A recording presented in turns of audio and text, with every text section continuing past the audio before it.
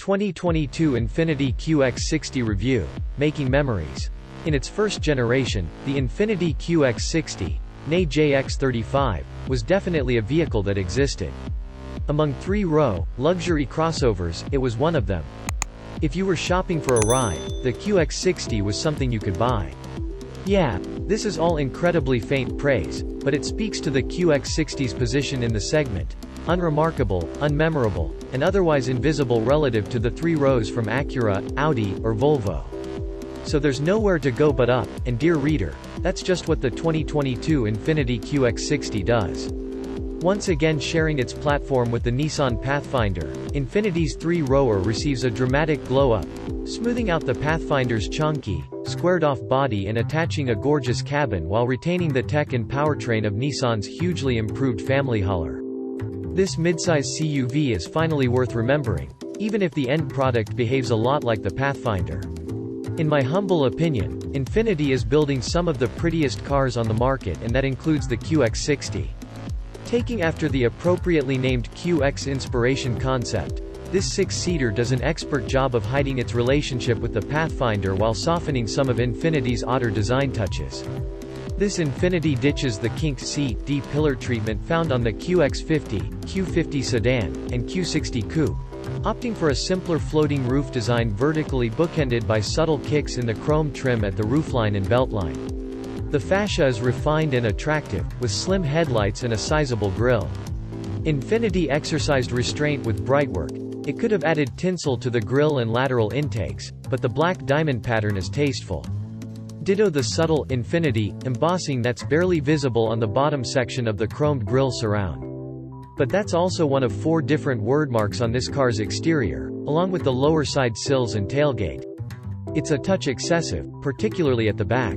That rear logotype is especially disappointing because it fusses up the QX60's otherwise pretty tail. The slim taillights wrap around the rear fenders, with a black glossy strip tying the two units together.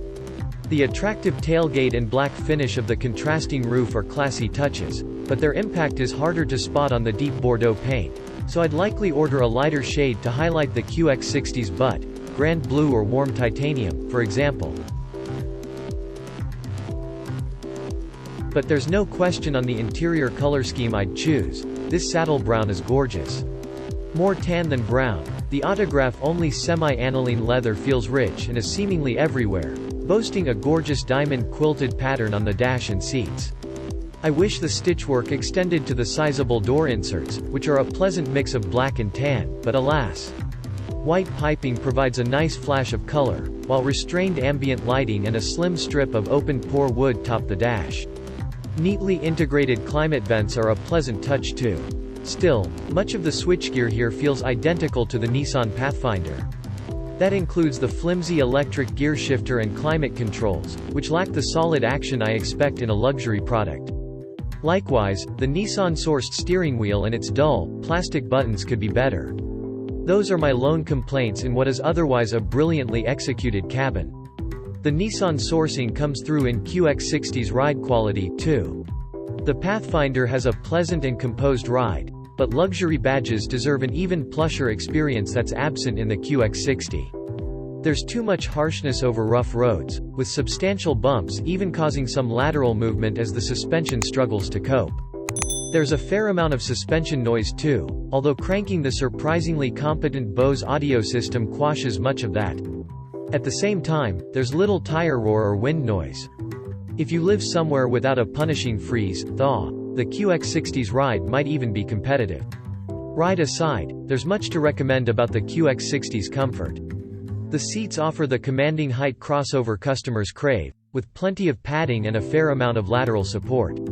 The front chairs only adjust 8 ways, although that's enough for most folks to get comfortable. Standard heating and cooling on the range-topping autograph trim improve matters, although the autograph-exclusive front massagers are among the worst I've tested. Relatively loud and limited in their range of operation, Infiniti deserves credit for pushing the envelope. It just should have pushed a little further. The second-row captain's chairs drop the massagers and cooling, but retain standard heating. They're a fine place to lounge out on a long journey, with a fixed center console providing enough storage space for a pair of drinks. They also flip and tilt forward, allowing a sizable entryway to the third row. With just 28.0 inches of legroom and 35.7 inches of headroom, the rearmost chairs are only acceptable for adults you don't like very much. They'd accommodate a pair of kids well enough, though. Here's how the QX60 shakes out relative to its chief rivals that offer a standard third row. Much as the ride hews closely to the script set by Nissan, so too does the tech suite. That's okay, though, as the updated Pathfinder's infotainment and digital instrument cluster are responsive, attractive, and easy to figure out. The 12.3-inch touchscreen responds readily to inputs, although a redundant physical knob behind the gear lever provides an interface if the screen feels too far away, which it does for folks with shorter arms. If you opt for the touchscreen, a bank of icons at the bottom of the display allows quick access to different pages, making navigation easy. The digital cluster, meanwhile, also spans 12.3 inches, but like the Pathfinder and Rogue, is merely an all-screen riff on Nissan's old productivity display. Drivers can tap the direction pads on the steering wheel to browse various info pages, covering everything from drive data and audio info to navigation directions and the status of the active safety systems. The autograph trim complements this arrangement with a 10.8-inch head-up display that's bright and clear, although, and I'm feeling like a broken record, a set of polarized sunglasses renders the HUD useless. Infiniti makes only a few technology allowances for second and third row passengers. In the second row, there are two USB inputs, one A and one C. The third row has but one USB-A. That's on the lighter side compared to some rivals. Also, I wish Infiniti would just take the plunge and go all USB-C, considering that's the standard format for Apple iPads and other tablets. The QX60 is thoroughly ordinary to drive. The lone powertrain setup, and stop me if you've heard this one before, is a straight port from the Pathfinder. In fact, it's a carryover engine from the last generation Pathfinder, QX60.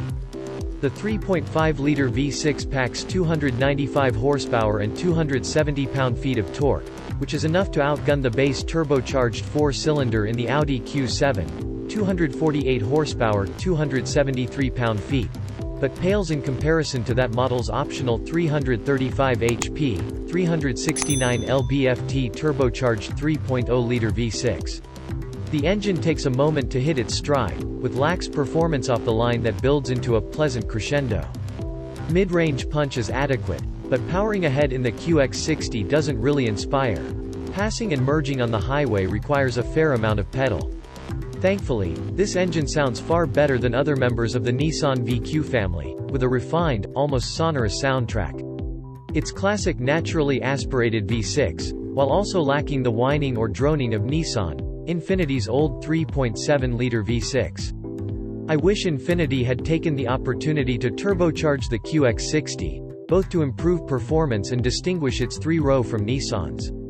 Either the QX50's variable compression Turbo 4 or the Q50 sedan's twin turbocharged 3.0-liter would be a big improvement. That said, at least Nissan Infiniti dropped the old continuously variable transmission for a 9-speed automatic.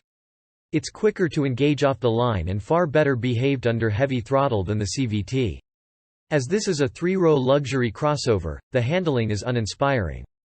There's noticeable body roll and even relaxed cornering and an overall sense of detachment both through the chassis and the steering.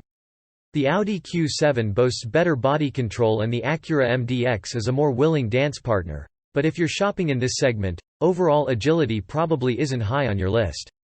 The ProPilot Active Safety Suite is standard on all but the base QX60 and includes Navi Link, which can automatically adjust the speed based on changes in the speed limit and approaching curves. As with other Nissan Infiniti products, it's an excellent, all-encompassing suite that activates at the push of a button. My only annoyance is the incessant beeping that informs the driver the system is active. And with the lack of automatic lane changes, you'll hear the sound regularly, as ProPilot disengages at the start of a change and re-engages once the maneuver is complete. Beyond ProPilot, the QX60 Autograph adds a rear camera mirror.